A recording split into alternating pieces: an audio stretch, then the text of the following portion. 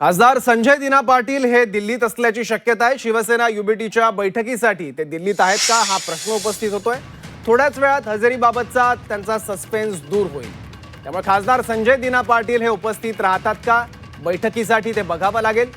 ठाकरेंकडून संसदीय दलाची ही बैठक बोलवण्यात आलेली आहे। व्हीप बजावण्यात आला होता मुख्य प्रतोद अनिल देसाई यांच्याकडून। त्यामुळे आता या बैठकीसाठी संजय दिना पाटील हे उपस्थित राहतात काय बघावं लागेल।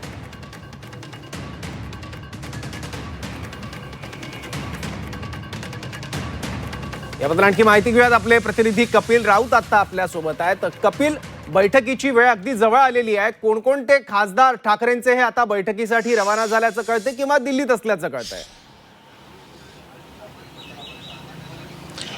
खरं तर जे 3 खासदार आहेत, अरविंद सावंत झाले असतील, अनिल देसाई असतील, वाजे असतील, हे आता बैठकीच्या दिशेने रवाना झालेले आहेत आणि तिथे संजय राऊत पोहोचतील।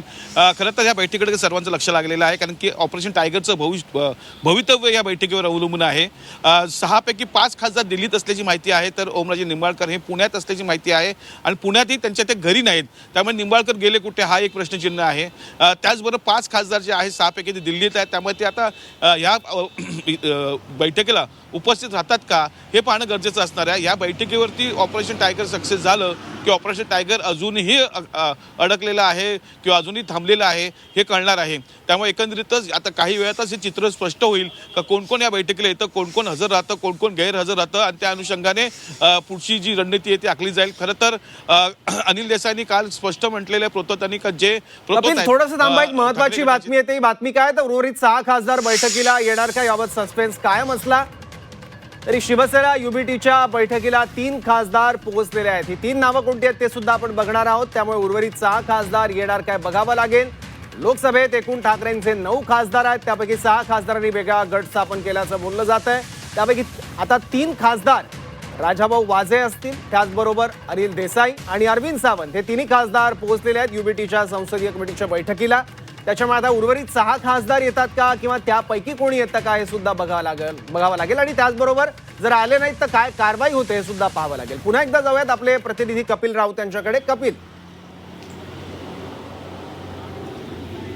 नक्कीच काल आपण बघितलेलं का प्रतोद जे आहेत ठाकरे गटाचे अनिल देसाई यांनी स्पष्ट म्हटलेलं आहे, त्यांनी एक व्हीप बजावलेला आहे का जर तुम्ही या बैठकीला आला नाही तर तुमच्यावर कारवाई होऊ शकते, कायदेशीर कारवाई होऊ शकते, तुमचं सदस्यत्व पद जाऊ शकतं, अशी एक खेळी खेळलेली आहे, असे एक व्हीप बजावलेलं आहे। त्यामुळे एकंदरीतच आता अडचण अशी झालेली आहे का हे 6चे 6 जे खासदार आहेत हे येतात की नाही आणि आले नाही तर त्यांच्यावर नक्की कारवाई होऊ शकते, त्यांचं सदस्यत्व पद जे आहे ते रद्द केलं जाऊ शकतं। त्यामुळे आता शिवसेनेनं जो दावा केलेला का आमच्याकडे जे 6 खासदार आलेले आहेत त्यांनी सह्या केलेल्या आहेत, ऑपरेशन टायगर सक्सेस झालं हा शिवसेना दावा करते। पण ठाकरेकडनं असं म्हणणं आहे का अजूनही काही जे खासदार आहेत ते आमच्या बाजूने आहेत, ते तिथे जाणार नाही असं त्यांनी दावा केलेला आहे। आता या 2 दाव्यामध्ये खरं कोण हे या बैठकीत ठरणार आहे। या बैठकीला जर 6 खासदार उपस्थित झाले तर प्रश्नच उरत नाही आणि जर 6 पैकी 6 गैरहजर राहिले किंवा 6 पैकी 1-2 जरी आले तरी गणित चुकतात, कारण की 2/3 व्हायला 6 खासदारांनी सही करणं थांबवतो।